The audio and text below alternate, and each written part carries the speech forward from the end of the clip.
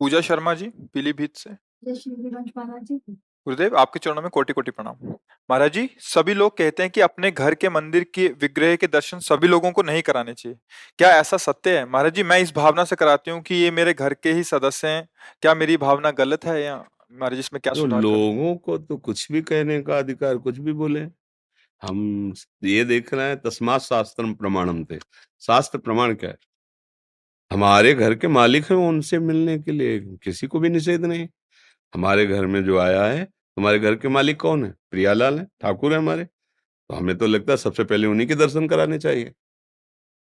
अगर कोई भी आया है, तो सबसे पहले तो हमें यही भावना करनी है ना कि ठाकुर का ये महल है, ठाकुर यहाँ विराजमान है, आप उनके यहाँ आए हो, हम सेवक हैं, आपकी सेवा करें, सबसे पहले मालिक की दंडवत करो।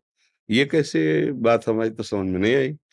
हाँ, किसी का भाव हो सकता है, अलग हो सकता है। कुछ लोग महाराज जी आते हैं, वो कहते हैं कि कमरा अलग होना चाहिए, भगवान हमारे ऐसे नहीं खुले में नहीं होने चाहिए, पर्दा लगा के रखना चाहिए। वो उनका भाव है।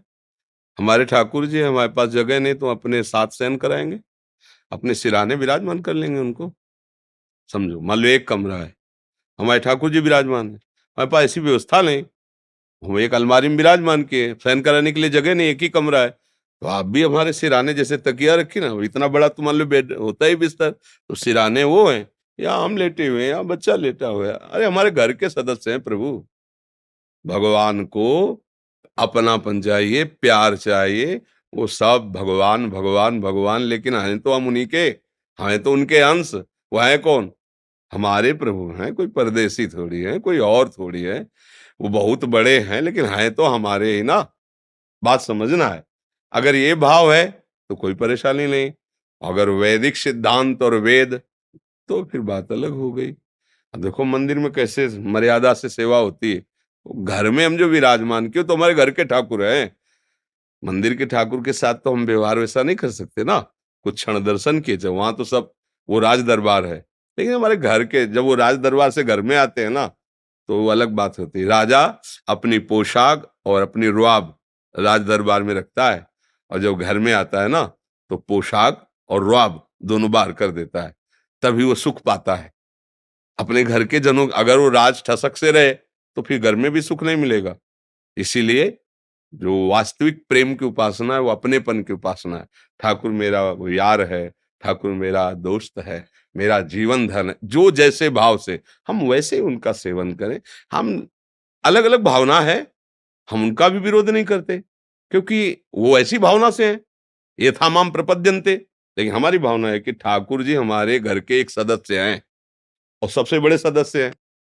ये घर उनका है, हम सब उनके हैं, तो आया हुआ अतिथि भी उनका है। दर्शन करो, उनकी जूठन पाओ और आनंदित हो, तुम्हारा मंगल हो। हमें क्या डर इस बात से? नहीं, ऐसा नहीं कि हम कोई केवल भावुकतावश बोल रहे हो, ऐसा नहीं है। ये प्रमाणित बात है। हम भगवान के अंश हैं, संपूर्ण सृष्टि भगवान है, और ठाकुर घर के हमारे मालिक हैं। हम उनके सेवक हैं। नाथ सकल संपदा तुम्हारी, मैं सेवक समेत सुतनारी। कोई भी आए मालिक के पास जाके दर्शन कर सकता है, प्रणाम कर सकता है, क्योंकि हम उन्हीं की जूठन तुम्हें पवाएंगे, प्रभु का प्रसाद ही तुम्हें पवाएंगे। हमारे पास है क्या प्रभु के सिवा? जो कुछ भी है सब उनका है। कितना बढ़िया सिद्धांत! इससे भगवत प्राप्ति हो जाएगी। लोग क्या कहते हैं, ये तो सुन के पागल हो जाओगे। कभी भी लोग अच्छा नहीं कहेंगे।